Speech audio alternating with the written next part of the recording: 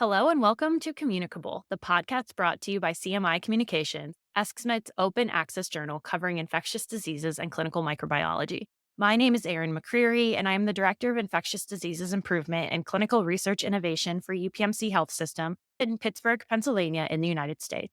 I'm also an editor of CMI Communications. Today on Communicable, we're talking about pipeline antibiotics and other antimicrobials. What's coming and why are we excited about them? And really, what should we know about how these antibiotics develop and why this pipeline is important and what needs are fitting globally? So, we have two special guests with us today. First, we're thrilled for Dr. Markus Zeitlinger, head of the Department of Clinical Pharmacology at the Medical University of Vienna. As scientific expert to the European Medicines Agency, or the EMA, Markus was actively involved in more than 400 scientific advice procedures given by the agency, including a large number of rapid scientific advice procedures during the COVID-19 pandemic. His scientific interests covered clinical trial design, antimicrobial agents, with a focus on early phases of clinical research, and then pharmacokinetics and pharmacodynamics. I've had the pleasure of interacting with Markus to try to develop some PKPD things in other spaces with collaborations between US-based organizations and ESCMID. So Markus, so excited to have you back. Welcome to Communicable. Thank you very much for this invitation. Looking forward to our interaction. And next, we have Dr. Mike Dudley, who is the president and CEO of Qpex, which is a Shionogi Group company. Dr. Dudley has over 30 years of experience in anti-infective R&D and commercialization. In 2018, he led the Series A financing for Qpex and the acquisition of the preclinical programs from the medicines company. He's overseen R&D and regulatory approval of multiple anti-infectives, including most recently Beta-lactamase, that progressed from discovery to FDA approval in less than 8 years. He was CSO of Rempex when it was acquired by the medicines company, where he remained as a co-leader of the infectious diseases business unit. He's led negotiations for multiple public-private partnerships, including ones with BARDA and Innovative Medicines Initiative, for over $190 million to advance the development of antimicrobial agents in the US and in Europe. Prior to his career in industry, he held academic appointments at the University of Rhode Island College of Pharmacy and Brown University School of Medicine. He's published over 140 scientific papers and book chapters on the evaluation and clinical use of anti-infectives. He's also a dear friend and SIDP member. Mike, thanks for joining us. Great to be with you again, Erin. And Markus, I'm looking forward to talking with you. I'm looking forward to learning from you both today, because I think just between the two of you, just an incredible amount of experience. And honestly, I can't thank you enough for sharing that with our audience. So Markus, why don't you start? Because I think your work with the EMA and it's just so fascinating. So can you explain to us, the WHO has this framework that they call the priority pathogen list, and this is publicly available, curated and developed. Do you know how that project got started by the WHO and how they curate this list and maintain it now to inform drug developers on the needs globally? Yeah, sure. So actually the list is not so old, or the history of the list is not so old. It started in 2017 and now it gets regularly updated. The current version is 2024, really from this year. And it's actually exactly what it looks like. It's a guide, and it's a guide for the prioritization, for research and development, and also in a second sense for the investment in drug development of antimicrobial agents. The target audience are the developers on the one hand, but of course also academia, public research institution, public funders, public-private partnerships, and policymakers. So they should use this as a guidance. And CDC and ECDC, actually they have very similar tools, and also the process is very similar. The idea is to structure the pathogens and the threats that we have into 3 categories: those with critical, those with high, and those with medium priority, which does not mean that all the others that are not on the list are not killing people. It's just a list of prioritization where we have the biggest need. Well, how is this list generated? We have to discriminate 2 different aspects. One is the systematic process, and the other one is like a ranking tool that is behind this process. So if I start first with this process, and it's really, WHO tries to be as transparent as possible. And you all can look this up in the internet. You will find this document, which has approximately 70 pages or so. But in a nutshell, it all starts with generating an advisory group.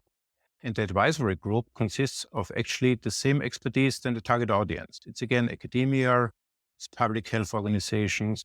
It's also pharmaceutical industry. So it's not that they just start after everything is already set in stone. They are also part of this prioritization list. Next, of course, the epidemiological trends are reviewed. in the direction which pathogens are the most threatening regarding mortality, where do we have perhaps endemics, pandemics, what so forth. Then the next step is a scoring and ranking. And I will get back to this in a second, how this works in detail. And after this has been done, there is a lot of back and forth, I would like to say, which you also could call consensus building. So there is an initial list built, and then there are additional considerations, which also take into consideration the feasibility of developing a new intervention, because it's nice to have a wish list, but at the end, it's also important that we get what we can get, and that it's not completely impossible to ask for. Then finally, this list of priority pathogens is of course approved by the WHO leadership, and then it is published. But as I said, it's not written in stone. There are regular updates, and the last one was done this year. So how is this scoring system working? There are a couple of different aspects. The first one, perhaps the most important one, is the mortality of a pathogen. So how likely it is that you die from a certain pathogen if you do nothing. So how dangerous it is. Then the second category is the incidence. So how frequently do we have cases with this certain pathogen? How likely it is if someone is in the ICU of an hospital or at home or a nursing home to catch this pathogen. Obviously, the higher the mortality, the more points this pathogen would get. And that's actually at the end what we want. We want a number of points, and we sum them up, and then we can structure this and build this priority list. And the same is true for the incidence. The higher the incidence, obviously, the higher you will prioritize this. If you just have one case per year in the whole United States, then it's still, of course, very unfortunate for this one person, but it will not be extremely high on this list. Then we have something that is a little bit different than mortality, which we call morbidity, and closer to morbidity, also the long-term disability. So how dangerous it is that even if you survive, that you have long-term sequelae, or that you have, perhaps you get blind because it's a tropical disease and you can't see anymore for the rest of your life.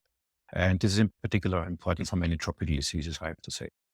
Then the economic and social impact.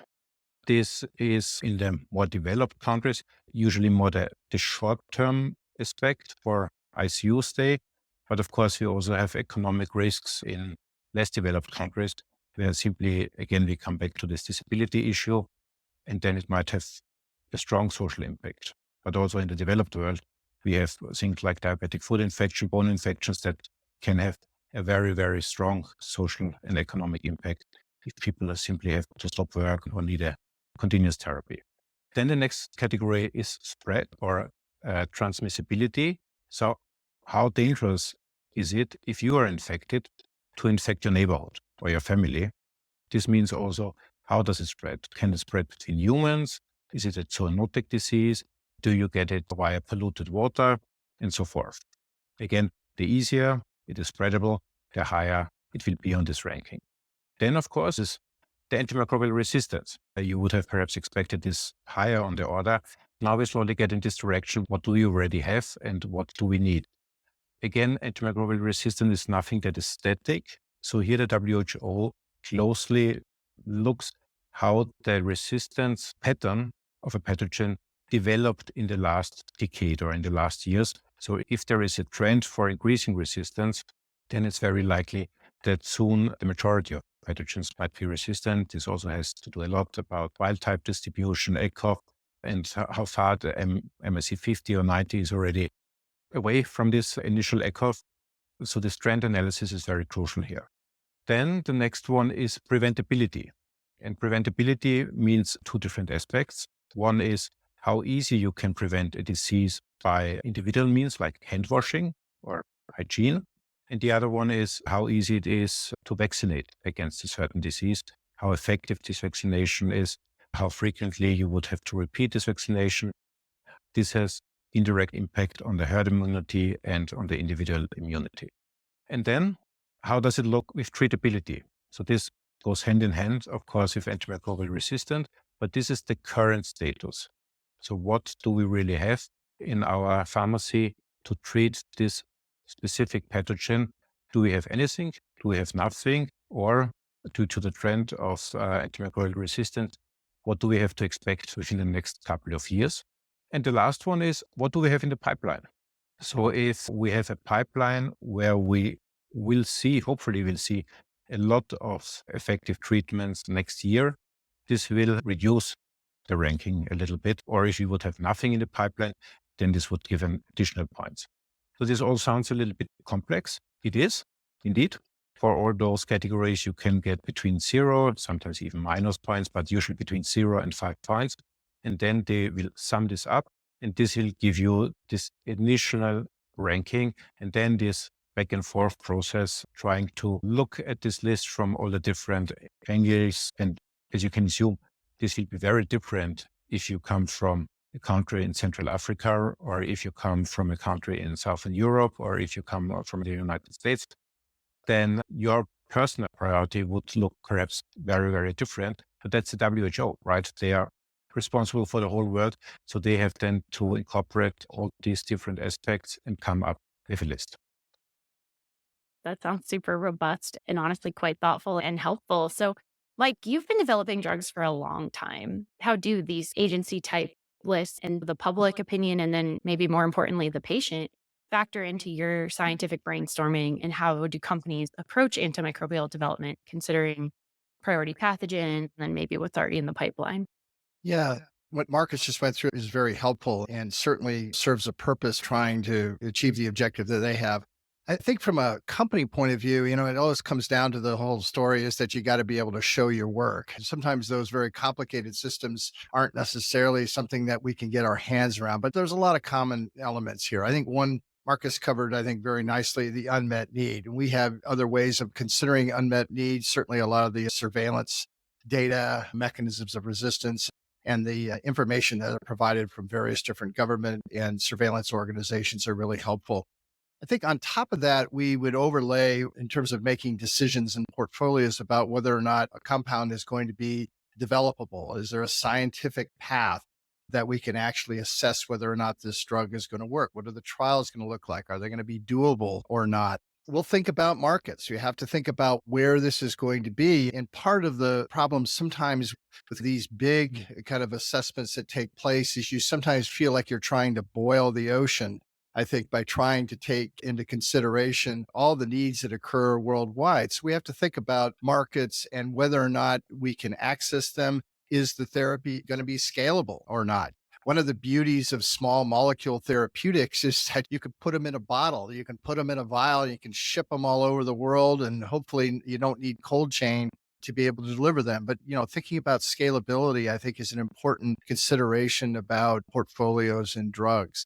Regulatory paths, we talk about developability and so forth. Do regulators provide a pathway to get the drugs approved? For example, a few years ago, we were involved in developing an inhaled antibiotic for cystic fibrosis. And the US really didn't have a very good pathway for approval. And in fact, we're tinkering with various different endpoints in cystic fibrosis patients that had never been tried for an inhaled antibiotic. Yet Europe was able to create a pathway for inhaled levofloxacin to become available. And now it's available in Europe and not available in the United States for cystic fibrosis patients. And I think that's a testament to Europe's flexibility that's oftentimes taken place. And then finally, I think the obvious things are return on investment as being in parts of small companies that have led the charge on new antibiotics.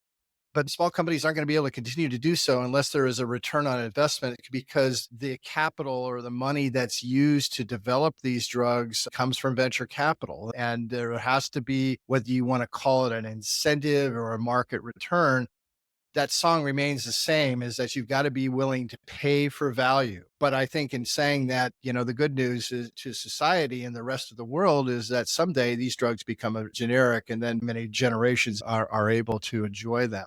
So let me tell you what's not considered. Maybe that this will be an interesting discussion.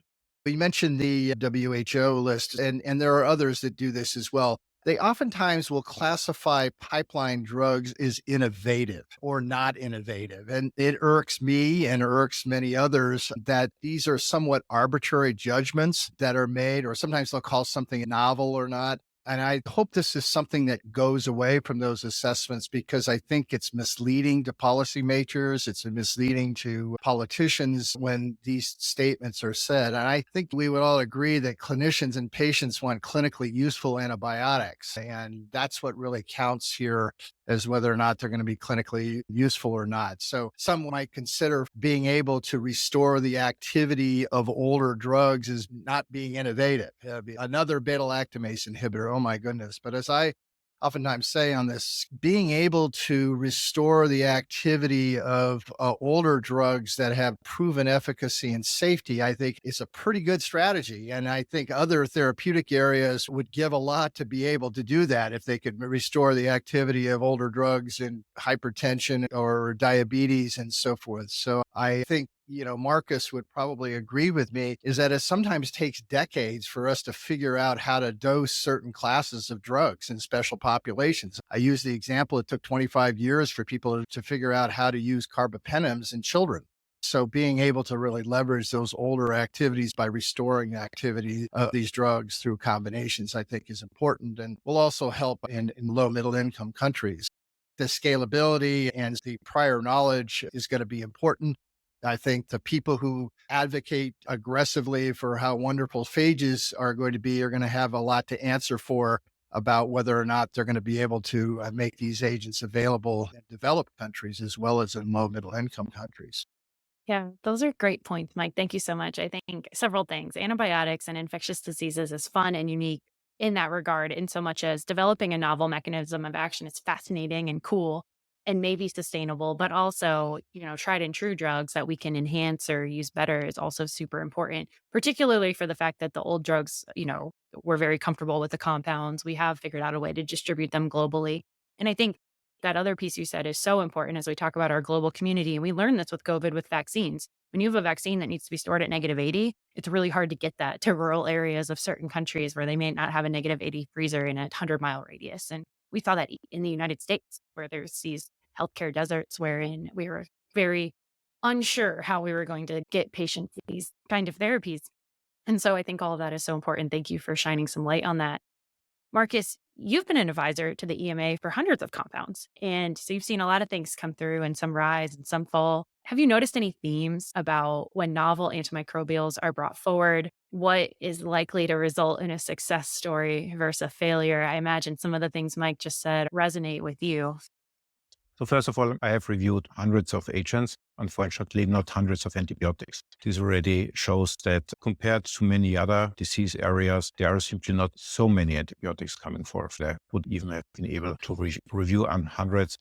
And if I would do only oncology, then hundreds would be easily doable. So regarding success, I think we must discriminate success in the development path to approval and success on the market. And that's actually a huge pitfall for antimicrobial agents. Sometimes there is a lot of discrepancy between this because you need to come to the market with an antibiotic. But then, as Mike already stated, you also have to produce it, to sell it, to earn some money. Otherwise, you will completely ruin the pipeline. So success of development, I would say the most successful pathway that we have recently seen is a twofold pathway. On the one hand, building a primary proof of demonstration of efficacy in a certain indication that is easy to fulfill. Easy means that usually it's a non-inferiority study versus an established comparator.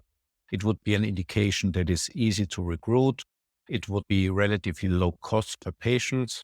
And if I put this all together, then this would be urinary tract infection or complicated skin structure infections. This is where most of the antibiotics start to build also their safety base that they need anyway. And secondary, but this is not actually where you can earn a lot of money after you have been in the market. Because once you are in the market, then the antibiotic will have the problem that you should not use them. So they are like firefighters or fire extinguishers. You have them, but you don't want to use them. If you need them, then you're pretty happy that you have them, which makes it very difficult for me tools that just have non-inferiority design as proof of efficacy, which is completely fine to get an approval, but it will be very hard on the market that people will use it. So you need a second proof of efficacy, and this is usually done in patients with limited treatment option. So sometimes as an add-on design, Mike mentioned this example of inhaled drugs. So this is a typical example where you would put this inhaled drug in ICU patients on top of standard of care, for example, or you would go to last line treatment options where you have a super resistant pathogen and you simply want to be better on top of cholesterol or some other very toxic agent. And then we get into this direction of quite interesting approval pathway, like all of a sudden cholesterol sparing effects or something like that, which we also have in other indications. For asthma, of course, we know sparing effect is an important approval pathway for asthma drugs. And this is something that we see more and more also now in infectious diseases. So at the end of the day, to be successful in the market and for approval is you need a USP, you need a unique selling point, right? So you need to target a pathogen that is difficult to treat either because all the drugs that you have do not reach the target site of infection or because you have resistance or what else. The drug should be relatively easy to use. So you might not want to hear this, but if it goes without TDM, then it's of course an advantage. If you can switch between IV and oral, then it's great, of course.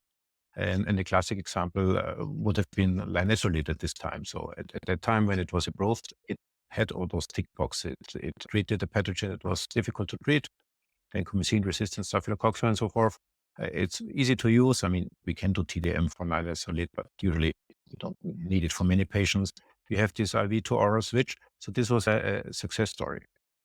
Now I come back to this difference between FDA and EMA. I think a certain success story is that EMA is much more open now to clinical pharmacology and PK/PD aspects of antibiotics. So many of the drugs that get approved in Europe use extensive preclinical model and clinical pharmacology tools like ELF penetration measurements and then target site exposure modeling and so forth for dose optimization.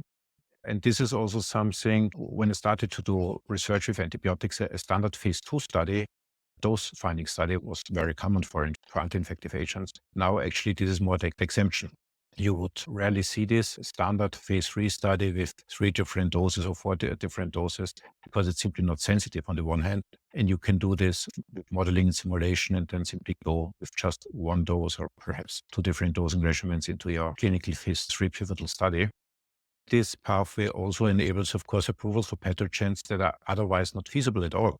If you think about ICU, where you would have to identify the pathogen, then you have to do a susceptibility testing, then you have a very rare pathogen. Until you can do this, the patient has to receive something, another treatment for 28, for 48 or 72 hours, for example. But this has a huge impact if you go for a superiority study, because you already achieved a lot of impact on the patient's well-being. And also empirically, you would give a drug that probably works.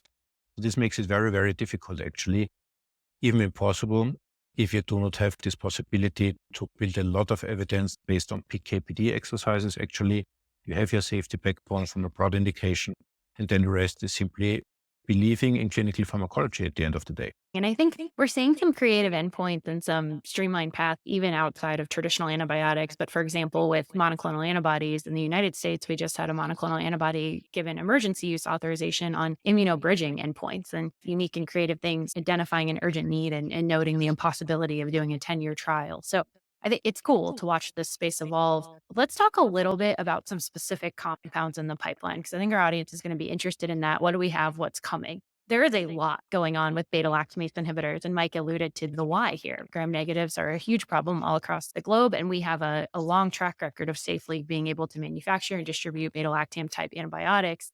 Mike, can you tell us a little bit about, let's see if I have all these. There's ziraborbactam, taniborbactam, zidibactam, nacubactam, enmentazobactam, and maybe a few others that are phase 2 or 3, at least right now. So what does it take to develop a beta-lactamase inhibitor? I know you touched on that a little bit already. Where are these drugs at in terms of coming to market? And when you're studying a beta-lactamase inhibitor, you of course have to take into account the parent drug, right? And picking a perfect partner to try to match this compound and bring that to market. So maybe tell our audience a little bit about what they should know about beta-lactamase inhibitors in the pipeline. Sure. You're right, Erin. There's a lot of activity here. And, as we mentioned earlier, I think they are important agents because they do build on what we already know when you're able to combine them with some of the drugs that already have a proven track record and efficacy and safety across various different patient populations. We, of course, have to catch up the beta-lactamase inhibitors to understand how to use them on many of these fronts. But I think this is certainly a worthwhile strategy and allows us to explore different chemical space than you normally would for developing new antibiotics. So there's ways to think about this, and I'm going to try to give a big way to look at beta-lactamase inhibitors, and then maybe we'll drill down on some of those specific examples. But I think the first and obvious thing is what's the spectrum of beta-lactamase inhibition of these drugs, and talk about that as well and where the gaps are. Some of the gaps sometimes will surprise you, or sometimes they are discovered perhaps as a surprise after you've done lots and lots of clinical work and so forth. Which of, and I'll call them the big three, pivoting off of the WHO and the US CDC terminology, the big three being Enterobacterales, Pseudomonas, and Acinetobacter. Can those be addressed by the inhibitory activity? So just showing that you inhibit the enzyme in a cell-free system doesn't necessarily mean that the drug is going to be able to access those targets in the periplasmic space. The other piece, which is been an interesting part of this, and Erin, we've had some discussions about this along the way, but could these beta-lactamase inhibitors be sort of used as oftentimes called as standalone agents? Could they be used as potentiators like what has been done in the HIV arena and in the cancer arena, where you sort of add them onto therapy rather than them being co-formulated as fixed combinations? Some of these drugs are good candidates where they could be used for co-administration as a standalone drugs. And we've seen experience with ceftazidime, avibactam, and aztreonam, where you give those two together so that you can access avibactam to use it in combination with aztreonam for treatment of metallo-beta-lactamase producing organisms. Everybody's got to have a generational list of what I consider in terms of drugs that are really active, starting with the carbapenemases, and say, well, if you consider drugs that are going to be active against some of the carbapenem-resistant organisms, what do you got? So I consider group 1 agents or agents like they're avibactam-like. They've got activity against serine enzymes. They work largely in Enterobacterales and Pseudomonas. And so the group 1 agents, avibactam is a prototype agent for that. A group 2 agent then gives you a little bit more love against some of these pathogens like Enterobacterales. And so, for example, you might pick up now some metallo-beta-lactamases, which the group 1 agents really haven't had any direct activity at all against those. A group 3 agent now starts to pull in some of those other pathogens like Acinetobacter through inhibition of OXA enzymes, but also being able to then access those targets as well. And then finally, I'd consider group 4, the home run here, was when you're ultra broad spectrum and you're able to inhibit many of the relevant metallo as well as serine enzymes. And you work in those big three. You work in Enterobacterales, you work in Acinetobacter, and you work in Pseudomonas. You can work with multiple different partner beta-lactam agents. And this gets back to this notion about whether or not you could actually use these things in combination. Secondly, I think of increasing importance and actually interest here is that some inhibitors now recognized have intrinsic antimicrobial activity. And because common elements that you need to inhibit a beta-lactamase, which is all involved in physiologically in cells being able to take care of their cell walls, you can also inhibit certain targets, penicillin binding proteins in particular, by some of these agents. And this was first described with many of the DBO agents, diazo-acyclo-bicyclooctane. DBO. That was impressive. I That couldn't have was, said it was that. a, That was good. That was good. it Yeah. was close. It was close. I may have mixed up some of the syllables there. But anyway, it was first described with many DBOs with this. In fact, Nacubactam, when it was originally described, they thought it was inhibiting metallo-beta-lactamases because it was active against metallo-beta-lactamase producing strains. And it turns out that activity was actually just due to inhibition of PBP2s, and there was no inhibition of the enzyme at all by Nacubactam. But many of these DBO agents with intrinsic activity do only inhibit PBP2. There's some controversy about whether that will translate to in vivo activity with these drugs, but certainly combined with another beta-lactam, there can certainly be some activity there that's important. And some boronate inhibitors have some activity against the PBPs, even beyond the PBP2. So what's the status of some of the clinical stage BLIs that you've mentioned there? Let's take on taniborbactam plus cefepime. I would consider taniborbactam fitting into group 2, so a little bit more activity in Enterobacterales through inhibition of metallo-beta-lactamases. So you have coverage of carbapenems producing Enterobacterales, and you also have activity in Pseudomonas that's really similar, from at least from what I've seen, to what with ceftazidime avibactam. But here's where this gap thing becomes interesting. And notably, Dr. Perel and his group in Switzerland and others have reported recently that some NDN enzymes, particularly the NDM9 enzyme, are resistant to inhibition by taniborbactam. And this was a new finding that just has emerged over the last year, even before the drug is on the market. That's really cool here. That's shown that these mutations actually that are associated with resistance to inhibition by taniborbactam, it actually occurs outside the active site of the beta-lactamase, but it's an area that mutation occurs is critical for binding of taniborbactam to make it inhibit the activity of that. It's the mutation actually is converting a negatively charged glutamic acid to a positively charged lysine. And that negatively charged glutamic acid is actually important for taniborbactam binding. But when you take it's a negative charge and a positive charge on taniborbactam, and life is good because it will bind. But then when you switch out a negative charge for a positive charge, you actually get repulsion. And so therefore the taniborbactam won't bind in that active site. And that occurs in NDM9. Nevertheless, taniborbactam was shown in a complicated urinary tract infection study to be non-inferior to meropenem. The US NDA was filed for that, invoked a complete response from the FDA, not over any clinical or safety issues, but over manufacturing issues. And Venatorix, which is the sponsor company, is in the process of resolving these issues and to resubmit their regulatory package. There is plans to market this agent both in the United States as well as in the rest of the world. The US by Melinta Therapeutics and the rest of the world by Menarini, which plans to make it available in 96 countries worldwide, including many of those in the EU. So that's taniborbactam cefepime.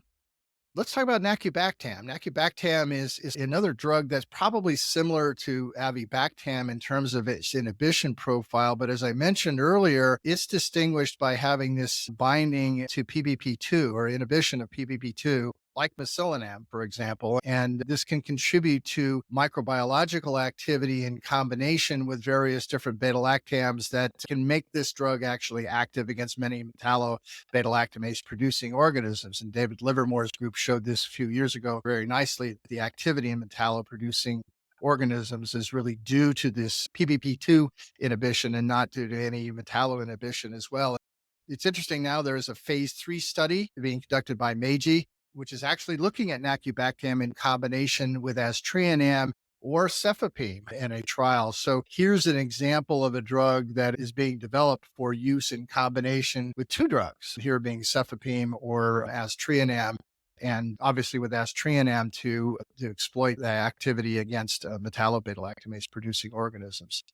And then finally, I think the other ones to think about are zidibactam and zeroborbactam. I would consider those to be these group 4 types of agents where you've got lots of activity across what we'll call the big 3 pathogens. The activity, though, with zeroborbactam and zidibactam and how they get there is maybe a little bit different there. Like nacubactam and other agents, zidibactam has complementary PBP binding, in this case with cefepime. So you're inhibiting PBP2 with zidibactam, and you're inhibiting PBP3 largely with cefepime. And so you've got this complementary PBP profile that kind of makes these two drugs then active. And one can show certainly activity in animal models of infection. Markus and others, PKPD people, are going to have a field day trying to unravel this one, because the MICs with the combinations of zidibactam with cefepime are still 64 micrograms per ml in many cases against Acinetobacter, but they're yet getting activity in some of the animal models of infection. So this is going to be lots of fun to deconvolute why one gets activity here with that very high MICs of the combination. Then lastly, zeroborbactam. Full disclosure here, this is a drug that our team at Qpex had discovered and is developing. It's in phase 1 combination now for serious infections with cefiderocol, and we're progressing it now with Shionogi. As part of that, zeroborbactam has a potent inhibition of several relevant serine and metallo-beta-lactamases and Enterobacterales, and including even the NDM mutants that I mentioned earlier, like NDM9. Zeroborbactam also enhances the activity of several antibiotics. So it's one of those drugs that could be used in combination with multiple different beta-lactam partners because it resists some of those intrinsic resistance mechanisms like efflux and permeability resistance mechanisms. So with cefiderocol, it's active against strains with higher MICs to cefiderocol and even rare resistance to cefiderocol and Enterobacterales and Acinetobacter. Zerobactam also has a broader spectrum of inhibition of PBPs, certainly at higher concentrations, but they're complementary with many of these antibiotics. So it inhibits three PBPs that we found, PBP 1A, 2, and 3, which I think is part of the reasons why it may have nice activity with multiple different drugs. Yeah, thanks, Mike. That was a fantastic rundown. And then I think for completeness, we've also had at least one other BLI approved by the FDA, Durlobactam, which Marcus, is it EMA approved? I I don't think. think no, no. No, Oh, not no, yet. Okay, that's no. right. Okay.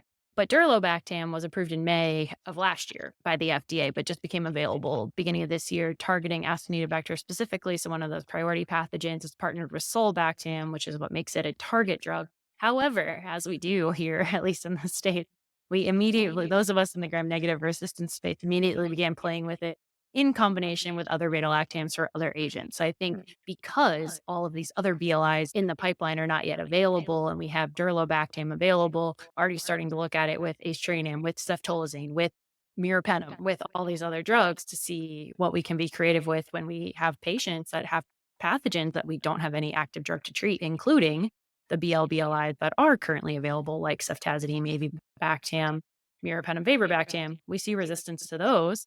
What do you do in those settings? Resort to colistin or get creative with combinations of what you have, which is how, Mike, you alluded to this. It's ceftaz-AV plus aztreonam became a thing, which is used globally. And actually, I think the wealth of clinical data with that combination has come out of our colleagues and partners in Europe. And I think we're going to see creative uses of these other available BLIs because we don't sell a BLI in a bottle, as we like to say.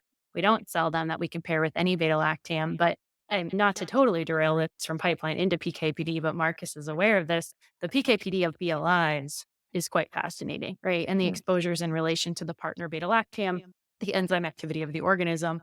It's just really cool. And I could spend a whole another hour getting into that, but we won't. Instead, I'm going to leave you hanging there. So audience, know that there's all these very cool BLIs coming. There's at least one cool BLI on, well, there's many over the past several years that have come out, which is fantastic. Avibactam, of course, being a staple globally, but pivot quickly into the oral carbapenems, because this has been quite the topic of interest as well for the last decade or so as people thought about developing these. And to Marcus's earlier point, he said something that I loved, and that successful drugs are things that are, as a regulator and a developer, those make sense, but as a clinician, they make sense. IV to PO is nice. Someone comes in really critically ill, you start them on broad spectrum antibiotics. If I can switch that same thing, same dose to oral and get them out of the hospital, fantastic. What a win. If it comes oral, so they don't ever have to go into the hospital if they're colonized with a resistant organism and they develop signs and symptoms of a UTI, and I can just give them an oral drug in clinic, fantastic. Better for patients, better for the system. So we like oral drugs. And at least in the United States, we can say definitively with CDC data pre and post the COVID-19 pandemic that despite gains made in antimicrobial resistance, ESBL, E. coli, and Klebsiella in particular, and that of community origin, so it's a spread in the communities, it's spread in senior living facilities, are a huge problem. And it's something that still continues to rise, again, despite other stewardship gains and other antimicrobial resistance gains. So honestly, an oral carbapenem is a need. It is a clinical need. It is sometimes we're stuck and we have to admit patients for IV therapy. But it does terrify people too, because then you would have an oral carbapenem available for all GPs to go wild with. So Mike, what's going on? Our two that we know of in the pipeline are sulpenem and tebipenem. Some interesting data in this space. What's the deal? Yeah, let me talk about those, but I'm going to actually broaden it a little bit and just talk about need for oral agents that are addressing what we'll call kind of new resistance or problematic resistance in gram-negative pathogens. A couple of these strategies for doing that include oral penems or oral carbapenems, oral penem like sulopenem and oral carbapenem like tebipenem. But I think beta-lactamase inhibitor combinations are also going to make a run at trying to address some of these problems. Part of what we're going to be able to do here is going to be hampered by the fact that these agents that are active against, let's say if there's a carbapenem or a penem, their activity is really going to be limited only presently right now to Enterobacterales. So an oral agent for step-down therapy of Acinetobacter or Pseudomonas infections is just not going to be within the realm of possible. And there's lots of reasons we could go into on compound design that do that. So we're really hampered by having oral agents here that are going to have significant activity against Enterobacterales and some of their resistance mechanisms.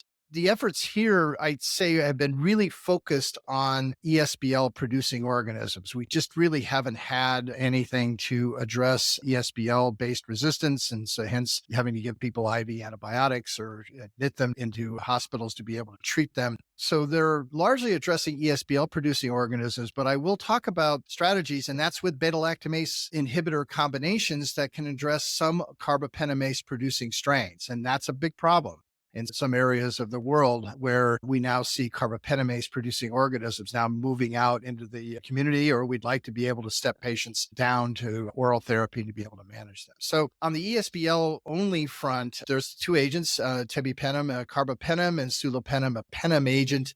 Let's take tebipenem first. Tebipenem completed a phase 3 trial in complicated urinary tract infections. It was compared against ertapenem. The results were published in the New England Journal of Medicine a few years ago. In its NDA in the US that Spiro submitted, it invoked a complete response from the FDA. And this was due to some disagreements in terms of how the Spiro's statistical plan had handled enterococci in the primary analysis population. FDA didn't agree with that. And so they're doing a new trial, and they're doing a new trial now partnered with GSK to really redo that phase 3 study.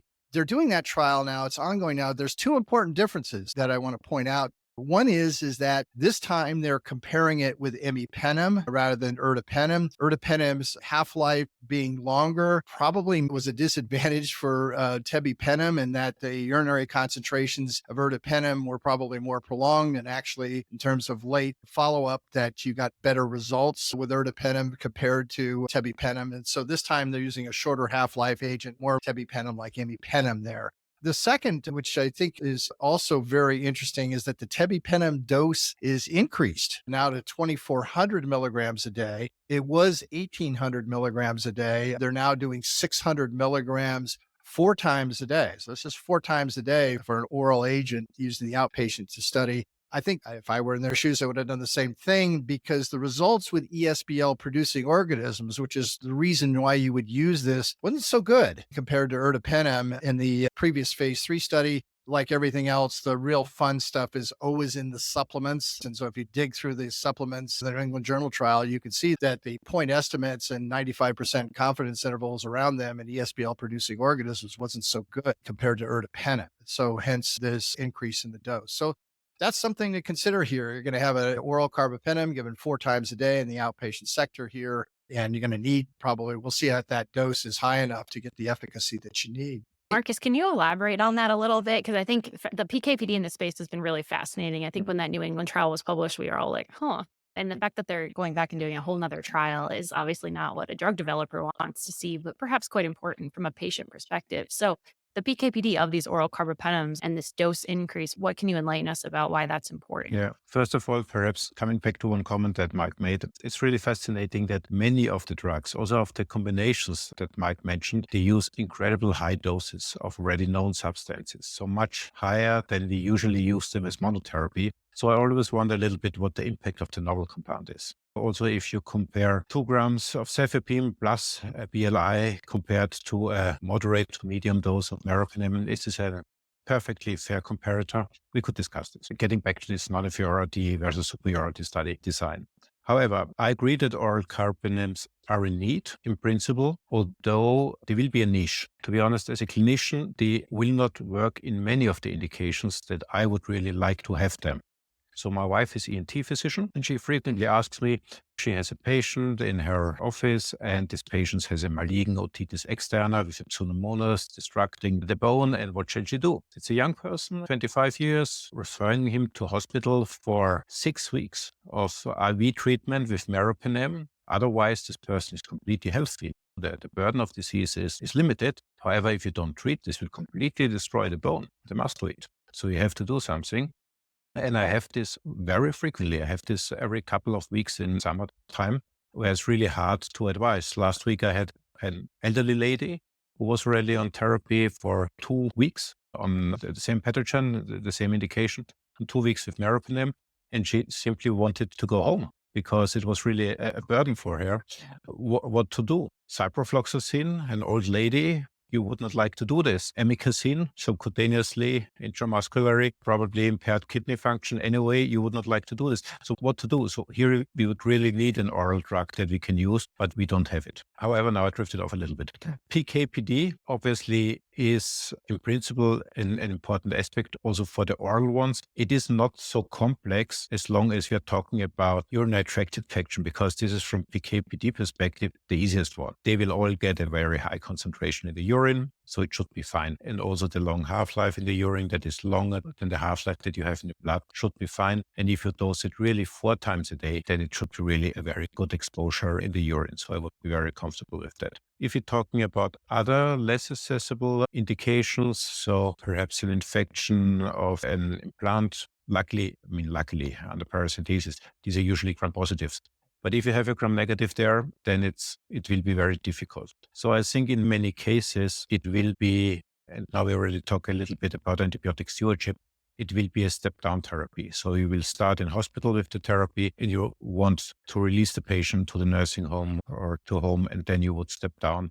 Usually, I think that there are not many cases where I would like to see empiric treatment with an oral carbapenem. And this is something where we really have to be very careful. Carbapenem is on the market in Japan for a pediatric indication for a couple of years.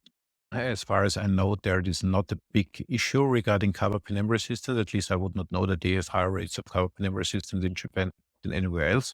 And that is approved actually for relatively broad indications, so sinusitis, otitis media, and so forth. Again, indications where I would personally not use an oral carbapenem, but at least at the moment, it doesn't seem to be a big problem there.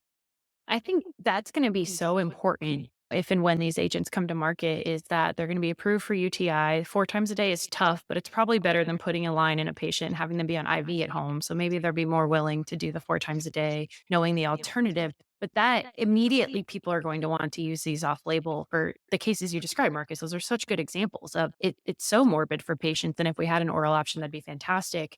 We saw this with abrexafungerp is a good example. So that got FDA approved in the United States for vulvovaginal candidiasis, very low dose. And it was being studied in 2 trials, at least systemically at a much higher dose for more complex infection. And luckily with that one, it's not even available right now, the company that I think GSK has that product and it's on pause. And I think they have a plan to re-commercialize that in about a year, while they wait for these more complex invasive fungal infection trials to settle and to see where we land from a dosing standpoint and how they want to distribute and package that drug. But when it was approved for VVC, briefly, it was in just a 1-day package for the VVC dose. I was like, so luckily you can't use this off label even if you wanted to, because there'd be no way to acquire that much drug. But that is our challenge. And does the PKPD and the clinical data support its use in other infections, in other body cavities, and other sites? And it's the dose if you're using it in a different way than it was studied. And often the answer to that is no. We've seen this with tetracyclines. We've seen this with so many different things. And so I think to me, that's the most important part of the pipeline and why I love being a pharmacist and marrying all these concepts together and working with super smart people like you guys to figure it out. And I think with that, I know we focused a lot on gram negatives today. I think globally, gram negatives are some of our top priority pathogens and huge problems. We, of course, have so many other pathogens, and I would encourage our listeners to check out the WHO list and other partner society lists to see what else is out there. One of my favorite pipeline agents, I like antifungal. So MAT2203 is oral amphotericin. I think this is going to be huge and something I'd encourage people to look into. Unfortunately, we didn't have time to get into it today. There are so many pipeline agents for tuberculosis and other endemic diseases throughout the world. So just a cool space, and encourage everyone to stay plugged in and follow along as we cover it. And I hope you enjoyed our discussion on the gram negatives today. Before we wrap up, Marcus and Mike, any final thoughts for our listeners on drug development and pipeline antibiotics? Just a couple things talking about dosage and PKPD and so forth for these oral agents. The way we've thought about this, and I think the data show this for complicated urinary tract infections, I think plasma levels are important. I don't think it's just urine concentrations that drive that. Maybe you get a little bit of a kicker if you have a lot of drug that's excreted in the urine, because there are examples of drugs where you get good plasma concentrations that don't work in complicated UTIs very well. like tetracyclines. So I think that we tend to think about you got to hit the targets just like you do in everything else in plasma to be able to do that. And it's really only urine concentrations seem to be important in uncomplicated urinary tract infections. So to complete the triad here of the penem with sulopenem, that's the drug that's being developed for uncomplicated urinary tract infections, hence the importance of urine concentrations in that setting. It's actually co-administered with probenecid, which is interesting because probenecid actually prevents drug getting into the urine, but that gives you a longer plasma half-life with the drug. It was recently a new trial to replace a ciprofloxacin non-inferiority trial that was not sufficient to earn approval that was completed where it was shown to be superior. It being sulopenem was shown to be superior to amoxicillin clavulanate. I think there's an important point here is there's an FDA advisory committee within the next week. I don't know if you all saw this, but the purpose of this advisory committee when it was announced by FDA was to discuss an antimicrobial stewardship issue that's raised by the potential approval and subsequent use of what would be the first oral penem in the United States. So this is the first time in my memory that we've actually had an FDA advisory committee meeting that actually is its raison d'etre is to be discussing a stewardship position. And this will be watched very closely by a lot of us and debated as to whether or not that's an appropriate topic for an FDA advisory committee meeting. That's super interesting, Mike. Thank you for sharing that. I think that is really important for our listeners. Markus, any other final thoughts? No, I think I'm done. Can you drop your microphone? That's honestly the best. That's actually the best ending I've ever heard to a podcast. Nope. I've said everything I need to say. I love it. Thank you so much. Microphone drop. I have some mixed feeling about this, again, because they won't be usable in the indications where I need the most. If I would have the choice of an oral penem or an IV drug that I can give just once a day and that is active against Acinetobacter or against Pseudomonas, I would go for that one. Because even that I do not have available, because then I could handle many patients in an outpatient setting if I have to give the drug just once a day. But I also do not have that one. And Mike, I fully agree, of course, that also plasma concentrations are important for complicated urinary tract infections. It's just, in particular, also the concentrations in the kidney are also very high for those that are renally excreted. Yeah. That's a great point. Once daily IV drugs are actually quite coveted too. We appreciate not everything can be developed orally. So excellent closing thoughts. Well, thank you both. This was fantastic. I learned a ton from you, as I always do when I have these conversations, and I'm sure our listeners did as well. Thank you for listening to Communicable, the CMI Comms podcast. This episode was hosted by Erin McCreary. I'm an editor at CMI Comms, ESCMID's new open access journal. This episode was peer-reviewed by Dr. Benjamin Barrison. The theme music was composed and conducted by Joseph McDade. You can subscribe to Communicable on Spotify, Apple, YouTube, wherever you get your podcasts, or you can find it on ESCMID's website for the CMI Comms journal. Thank you for listening and helping CMI Comms and ESCMID move the conversation in infectious diseases and clinical microbiology further along.